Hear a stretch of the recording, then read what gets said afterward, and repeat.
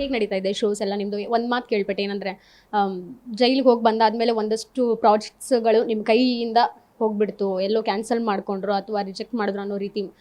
So clarification ಕೊಡೋದಾದ್ರೆ ಅದ್ರ ಬಗ್ಗೆ. ಇನ್ನು ಪ್ರಾಜೆಕ್ಟ್ಸ್ ಜಾಸ್ತಿ ಆಗಿದೆ, 2 ಮೂವೀಸ್ ಲೈನಪ್ಪಲ್ಲಿದೆ. ಆಮೇಲೆ ಎಲ್ಲ ಕಡೆ ಫಂಕ್ಷನ್ಸ್ಗಂತೂ ಇನ್ನೂ ಜಾಸ್ತಿ ಆಗೋಗ್ತಾ ಇದೆ. ಇವತ್ತೊಂದು ಫಂಕ್ಷನ್ ಇದೆ, ಹೋಗ್ಬೇಕು, ನೀವು ಬರ್ತೀರಲ್ಲ. ಆಮೇಲೆ ನಾಳೆ ಒಂದು ತುಮಕೂರಿಗೆ ಹೋಗ್ತಾ ಇದ್ದೀನಿ, 15ನೇ ತಾರೀಕು ಗದಗ ಹೋಗ್ತಾ ಇದ್ದೀನಿ. So I have line up with me, no problem.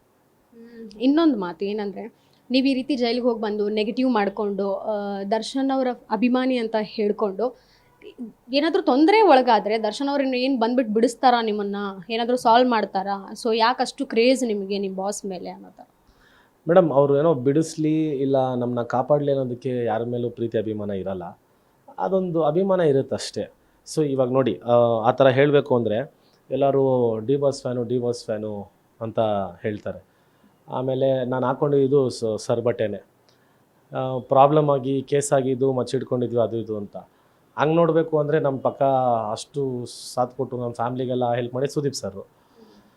ಅವ್ರ ಪಾಪ ಮಾತಾಡಿ ಎಲ್ಲ ಇದು ಮಾಡಿದ್ರು. ಸೊ ಆ ಲೆಕ್ಕಕ್ಕೆ ತೊಗೊಂಡ್ರೆ ಅವರು ನನಗೆ ಯಾಕೆ ಬೇಕು ಅಂತ ಯೋಚನೆ ಮಾಡ್ಬೋದಾಗಿತ್ತಲ್ವ. ನನಗೆ ಯಾಕೆ ಬೇಕು ಇದು, ಇವನು ಅವ್ರಿಗೇನು ಬೇಕು, ಅವ್ರಿಗೆ ಯಾಕೆ ನಮ್ಮನ್ನ ಕಾಪಾಡೋ ಅವಶ್ಯಕತೆ ಅವ್ರಿಗೇನಿದೆ. ಸೊ ಅವ್ರಿಗೂ ಗೊತ್ತು ನಮ್ದೇನು ತಪ್ಪಿಲ್ಲ, ನಾವು ಇಂಟೆನ್ಷನಲ್ಲಿ ಮಾಡಿಲ್ಲ ಅಂತ. ಸೊ ಯಾವಾಗ ಯಾರು ಬಂದು ಹೆಲ್ಪ್ ಮಾಡ್ತಾನೆ ಅನ್ನೋದೇ ನಮ್ಗೆ ಗೊತ್ತಾಗಲ್ಲ.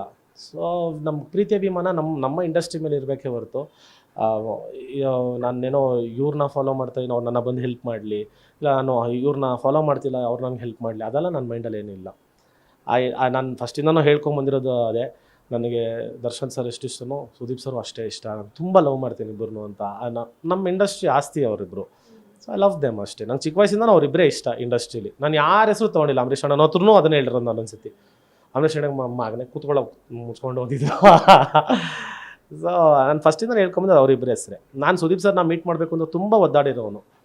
ಸೊ ಇದು ಬಿಗ್ ಬಾಸ್ ಮೂಲಕ ಹೋಗಿ ನನ್ನ ಕೆಲಸ ಮೂಲಕ ಅವ್ರನ್ನ ಮೀಟ್ ಮಾಡೋದು ನನಗೆ ತುಂಬ ಖುಷಿ. ಅವ್ರನ್ನ ಯಾವತ್ತೂ ಕಳ್ಕೊಳೋದು ನಾನು ಇಷ್ಟಪಡೋಣ. ಒಂದು ರೀತಿ ನೀವು ವಿಡಿಯೋಗಳಲ್ಲಿ ವಿಲ್ಲನ್ಗಳ ರೀತಿಯೇ ಕಾಣಿಸ್ಕೊಂಡ್ಬಿಟ್ರಿ, ನೀವು ಹಾಗೂ ವಿನಯ್ ಅವರಿಬ್ಬರು. ಆ ಒಂದು ಪದಗಳಿರ್ಬೋದು, ದುರಂಕಾರ ಹೆಚ್ಚಾಯಿತು ಇವರಿಗೆ, ಆ ಮ್ಯಾನರಿಸಮ್ ಇರ್ಬೋದು, ಡ್ರೆಸ್ಸಿಂಗ್ ಸೆನ್ಸ್ ಇರ್ಬೋದು, ಅದರಿಂದ ಜಡ್ಜ್ ಮಾಡುವಂಥ ವ್ಯಕ್ತಿಗಳಿಗೆ. ಮೇಡಮ್, ಯಾರೇ ಜಡ್ಜ್ ಮಾಡೋಂಗಿದ್ರು ಬಂದು ನಮ್ಮ ಜೊತೆ ಒಂದು ವಾರ ಪಳಗಲಿ, ಆಮೇಲೆ ನಮಗೇನಾದ್ರು ದುರಂಕಾರ ಐತೆ ಅಂತ ಹೇಳ್ಬಿಟ್ರೆ ನಾವು ಜೀವನನೇ ಬಿಟ್ಬಿಡ್ತೀವಿ. ಗೊತ್ತಿಲ್ಲದೆ ಎಲ್ಲೋ ಕೂತ್ಕೊಂಡು ಕಮೆಂಟ್ ಮಾಡ್ತಾರೆ, ದುರಂಕಾರ ಇವನಿಗದು ಇವನಿಗಿದು ಅಂದರೆ ಅಂಥವ್ರಿಗೆ ಆನ್ಸರ್ ಮಾಡಿ ಏನು ಯೂಸು ಅಲ್ವಾ? ಇವಾಗ ನಮ್ಮ ಜೊತೆ ನಮ್ಮ ಡೈಲಿ ಇವಾಗ ಬೆಳಗ್ಗೆ ನಮ್ಮ ಹುಡುಗರೆಲ್ಲ ಜೊತೆಗಿರ್ತಾರೆ. ಅವ್ರೇನಾದರೂ ಹೇಳಿದ್ರೆ ನನ್ನ ಮಗನೇ ದುರಂಕಾರ ಹೆಂಗೆ ಚೇಂಜ್ ಮಾಡ್ಕೊಬೋದು ನಾವು. ಸೊ ಯಾರೋ ಗೊತ್ತಿಲ್ದಿರೋರು ಪಾಪ ಅವ್ರು ಮಾತಾಡಿದಾಗ ಏನು ಚೇಂಜ್ ಮಾಡ್ಕೊತೀರಾ? ಹೌದಾ, ಸರಿ ಬಿಡಪ್ಪ ಅಂತ ಸುಮ್ಮನೆ ಆಗಬೇಕಷ್ಟೇ. ಯಾಕಂದರೆ ಇವಾಗ ನೇರಕ್ಕೆ ಬಂದಂತೂ ಹೇಳಲ್ಲ ಯಾರು.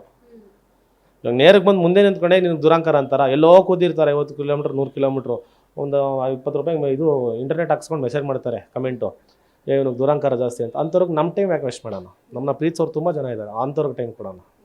ನಿಮ್ಮನ್ನು ಟಾರ್ಗೆಟ್ ಮಾಡ್ತಿದ್ದಾರೆ ಅನ್ನೋಂಥದ್ದು ಒಂದು ಕನ್ಫರ್ಮೇಷನ್ ಇದೆ. ಮುಂದಿನ ದಿನಗಳಲ್ಲಿ ಬೇರೆ ರೀತಿ ನಿಮ್ಮ ಮೇಲೆ ಹಲ್ಲೆ ಮಾಡೋದು, ಈ ಥರ ಟಾರ್ಗೆಟ್ ಮಾಡೋದಾದರೆ ಯಾವ ರೀತಿ ನೀವು ಪ್ರೊಟೆಕ್ಷನ್ನ ಕೇಳಬಹುದು? ಹೇಗೆ ಅದನ್ನು ನಿಭಾಯಿಸ್ತೀರಾ?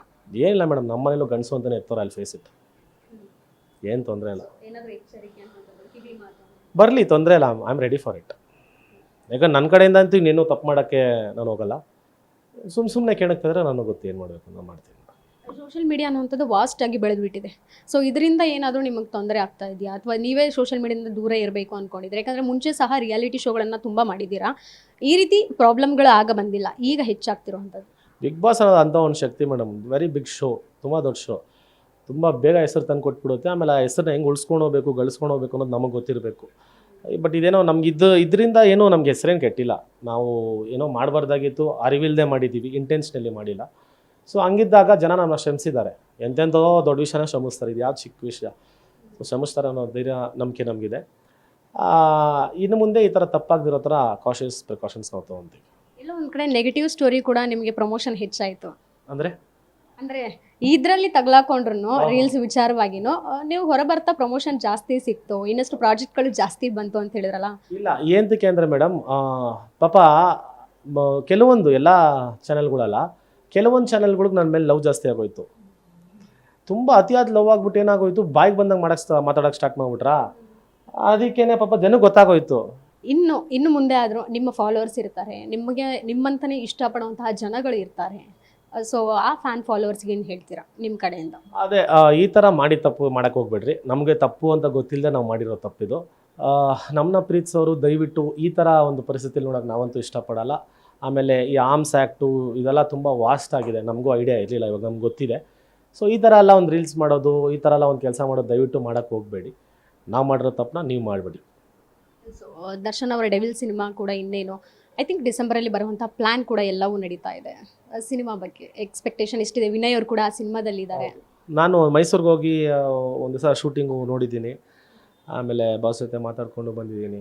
ಆಮೇಲೆ ವಿನಯ್ ಅವರು ತುಂಬ ಅದ್ಭುತವಾಗಿ ನಟನೆ ಮಾಡ್ತಾ ಇದ್ದಾನೆ.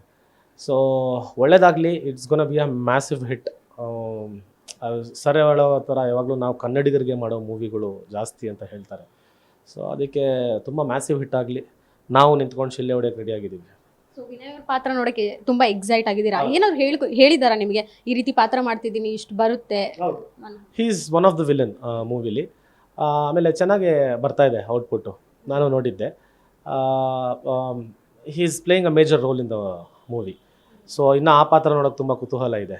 ಸೊ ಒಳ್ಳೇದಾಗಲಿ ಅವನಿಗೆ. ಅಲ್ಲ, ನೀವೇನಾದರೂ ಟ್ರೈ ಮಾಡಿದ್ರಾ ದರ್ಶನ್ ಅವ್ರ ಜೊತೆ ಆ್ಯಕ್ಟ್ ಮಾಡೋಕ್ಕೋಸ್ಕರ? ಏನಾದರೂ ಒಂದು ಪ್ರಯತ್ನ ಆದರೂ ಪಟ್ಟಿದ್ರಾ ಯಾವುದಾದ್ರೂ ಪ್ರಾಜೆಕ್ಟ್? ಇಲ್ಲ ಮೇಡಮ್, ನಾನು ಕೇಳಿಲ್ಲ ಇವತ್ತವರೆಗೂ, ಬಟ್ ಬಂದರೆ ಆಫರ್ ಡೆಫಿನೆಟ್ ಆಗಿ ಮಾಡ್ತೀನಿ. ಈಗ ಫಸ್ಟ್ ನೀವು ಒಂದು ಆನ್ಸರ್ ಮಾಡಿದ್ರಿ, ಸುದೀಪ್ ಸರ್ ಫ್ಯಾನ್ ಆಗಿದ್ದೀನಿ ನಾನು ಅಂತ. ಸೊ ಈ ಕಡೆ ದರ್ಶನ್ ಸರ್ ಫ್ಯಾನ್ ಮಾಸ್ಗ ಅಥವಾ ಸುದೀಪ್ ಸರ್ ಫ್ಯಾನ್ ತಾಳ್ಬೇಕ? ಮೇಡಮ್, ಸುದೀಪ್ ಸರ್ ಯಾವ ಆ್ಯಂಗಲಿಂದ ನಿಮಗೆ ಮಾಸ್ ಥರ ಕಾಣಿಸಲ್ಲ ಹೇಳಿ ನೋಡೋಣ? ಅವ್ರು ನಿಂತ್ಕೊಂಡ್ರೆ ಒಂದು ಮಾಸ್ ಆಗಿ ಕಾಣಿಸ್ತಾರೆ. ಇಲ್ಲ, ತಾಳ್ಮೆ ಅಂತಲ್ಲ ಸರ್. ಏನು ಗೊತ್ತಾ, ಫಸ್ಟು ಎಲ್ಲರೂ ಮಾತಾಡೋದು ಕೇಳಿಸ್ಕೊತಾರೆ. ಎಲ್ಲರೂ ಮಾತಾಡೋದ್ಮೇಲೆ ಸರಿ ಅಂತಕ್ಕೆ ಮಾತಾಡೋದು ಅಂದರೆ ಲೆಟ್ಸ್ ಪೀಪಲ್ ಟಾಕ್. ಯಾಕಂದರೆ ಆವಾಗಲೇ ಸರ್ ಗೊತ್ತಾಗೋದು ನನಗನ್ಸಿರೋ ಪ್ರಕಾರ. ಇವಾಗ ಒಂದೊಂದ್ಸತಿ ನಾವು ಮಾತಾಡ್ಬಿಡ್ತೀವಿ ವೇಗದಲ್ಲಿ, ಸರ್ ಸುಮ್ಮನೆ ಹಿಂಗೆ ನೋಡ್ತಾ ಇರ್ತಾರೆ, ಒಂದು ಮಾತು ಕೊಡ್ತಾರೆ, ಅದಕ್ಕೆ ವಾಪಸ್ ನಮ್ಗೆ ಮಾತೇ ಇರಲ್ಲ. ಏನಂತ ಮಾತಾಡ್ತೀರಾ? ಕಪ್ಪಾಳಕ್ಕೆ ಒಂದು ಹೊಡೆದಂಗೆ ಇರುತ್ತದು. ಆ ಥರ sir is a very very balanced man. ಅಂದರೆ ಅವರು, ಅದಕ್ಕೆ ನನಗೆ ತುಂಬ ಇಷ್ಟ ಇದ್ರು ಅವರು ನಿಂತ್ಕೊಳೋದಾಗಲಿ ಮಾತಾಡೋದಾಗಲಿ ತುಂಬ ಇಷ್ಟ. ದರ್ಶನ್ ಸರ್ ಆಬ್ವಿಯಸ್ಲಿ ಮಾಸ್ ಅಲ್ವಾ? ಸೊ ಲೈಕ್ ತುಂಬ ಇಷ್ಟ. ಅಂದರೆ ಬಿಗ್ ಬಾಸ್ ಹೋಗೋಕ್ಕೂ ಮುಂಚೆ ಸುದೀಪ್ ಸರ್ ಇಷ್ಟನಾ ಅಥವಾ ಹೋಗಿ ಬಂದಾದ್ಮೇಲೆ ಅವ್ರ ವ್ಯಕ್ತಿತ್ವ ನೋಡಿ ನಿಮ್ಗೆ ಇಷ್ಟ ಆಯ್ತು? ನಾನು ಹೇಳ್ತಿದ್ನಲ್ಲ, ನಾನು ಅಂಬರೀಷ್ ಅಣ್ಣಂಗೆ ಹೇಳುವೆ, ಅಣ್ಣ ಒಂದ್ಸತಿ ಸುದೀಪ್ ಸರ್ನ ಮೀಟ್ ಮಾಡಿಸ್ರೋಣ ಇವಾಗಾತ ಅನ್ನೋರು. ನಾನು ಅಣ್ಣ ಒಂದ್ಸತಿ ಮೀಟ್ ಮಾಡಿಸ್ರೋಣ ಅಂತ ನಾನು ಸುದೀಪ್ ಸರ್ಗೂ ಹೇಳಿದೆ. ಸರ್ ಹಲವು ಸತಿ ನಿಮ್ಮನ್ನ ಮೀಟ್ ಮಾಡೋ ಚಾನ್ಸಸ್ ಇದ್ರೂ ಎಲ್ಲೋ ಒಂದು ಸ್ವಲ್ಪ ಮಿಸ್ ಆಗೋದು ಸರ್, ಅದು ಎಂತಕ್ಕೆ ಗೊತ್ತಿಲ್ಲ ಅಂದಾಗ ಸುದೀಪ್ ಸರ್ ನಂಗೆ ಒಂದು ಮಾತು ಹೇಳಿದ್ರು, never meet me through wrong people, meet me through your work ಅಂದಿದ್ರು. ಇವಾಗ ನೀನು ಯಾರ ಹತ್ರನ ಮೀಟ್ ಆಗಿದ್ರೆ ಅಂದರೆ 5-10 ನಿಮಿಷ ಒಂದು ಫೋಟೋ ತಗೊಂಡ್ರು ಹೋಗ್ಬಿಟ್ರುವೆ, ಇವಾಗ ನಿನ್ನ ಕೆಲಸ ಮೂಲಕ ನಿನ್ನನ್ನು ಮೀಟ್ ಮಾಡಿರೋದಕ್ಕೆ ಇಲ್ಲಿದೆಯಾ ನೀನು ಅಂತ ಹೇಳಿದ್ರು. So that's a great word ಅಲ್ವಾ? ವಿನಯ್ ಅವರು ಪ್ರಭಾಸ್ ಅವ್ರ ಜೊತೆ ಮುಂದಿನ ಪ್ರಾಜೆಕ್ಟ್ನಲ್ಲಿ ಕಾಣಿಸ್ಕೊಳ್ತಾರೆ ಅಂತ ಒಂದು ಟಾಕ್ ಈಗ ಬಂದಿದೆ, ಇದ್ರ ಬಗ್ಗೆ ಡಿಸ್ಕಸ್ ಮಾಡಿದ್ರಾ? ಏನು ಹೇಳಿ? ನಾನೇನು ಮಾಡಿಲ್ಲ. ಅದು ಖುಷಿ ಆಬ್ವಿಯಸ್ಲಿ. ಇವಾಗ ನಮ್ಮ ಜೊತೆಗಿರೋನು ಬೆಳೀತಾ ಇದ್ದಾನೆ ಅಂದರೆ ನಮಗಿಂತ ಖುಷಿ ಪಡೋರು ಜನ ಇರ್ತಾರೆ. 100%. ಅದು ಅವ್ರವ್ರ ಇಷ್ಟ. ಇವಾಗ ನೋಡಿ, ನಾನು ಕನ್ನಡ ಸಿನಿಮಾನೇ ಮಾಡುವಂತ ನಾನು ಹೇಳಕ್ಕೆ ಯಾರು? ಸೊ ಅವ್ರಿಗೆ ಆಫರ್ಸ್ ಯಾವ್ದು ಬರುತ್ತೋ ಅವ್ರಿಗೆ ಇಷ್ಟ. ಅದು ನಿಮ್ಮ ಪ್ರಾಜೆಕ್ಟ್ಸ್ ಲೈನಪ್ ಆಗಿರುವಂಥದ್ದು ಯಾವುದು? ಜೊತೆಗೆ 2 ಸಿನಿಮಾ ಇದೆ ಅಂತ ಹೇಳಿದ್ರೆ ಅದ್ರ ಬಗ್ಗೆ ರಿವೀಲ್ ಮಾಡೋದಾದ್ರೆ? ಅದು 2 ಮೂವಿ ಒಳ್ಳೆ ಬ್ಯಾನರ್ಸೇ. ಅದು ಇನ್ನೊಂದು 15-20 ಡೇಸಲ್ಲಿ ಅದನ್ನು ಆಚೆ ತರ್ತೀವಿ. ಒಂದರಲ್ಲಿ ವಿಲನ್, ಒಂದರಲ್ಲಿ ಹೀರೋ ಆಗಿ ಮಾಡ್ತಾ ಇದ್ದೀನಿ. ವೆರಿ ಆಲ್ ದ ಬೆಸ್ಟ್ ನಿಮ್ಮ ಪ್ರಾಜೆಕ್ಟ್ಗೆ. ಜೊತೆಗೆ ಮುಂದಿನ ದಿನಗಳಲ್ಲಿ ಹೆಚ್ಚಿನ ಮಾಹಿತಿ ಕೂಡ ಕೊಡಿ ಪ್ರಾಜೆಕ್ಟ್ ಬಗ್ಗೆ. Thank you so much. ತುಂಬ ಒಳ್ಳೆಯವರಾಗಿದ್ದೀರಾ. ಇದಿಷ್ಟು ಬಿಗ್ ಬಾಸ್ ಖ್ಯಾತಿಯ ರಜತ್ ಅವರ ಮಾತಾಗಿತ್ತು. ಕ್ಯಾಮ್ರಾ ಪರ್ಸನ್ ರಾಕೇಶ್ ಜೊತೆಗೆ ಕೀರ್ತಿ ಪಾಚಲ್, ಗ್ಯಾಂಚ್ ನ್ಯೂಸ್, ಬೆಂಗಳೂರು.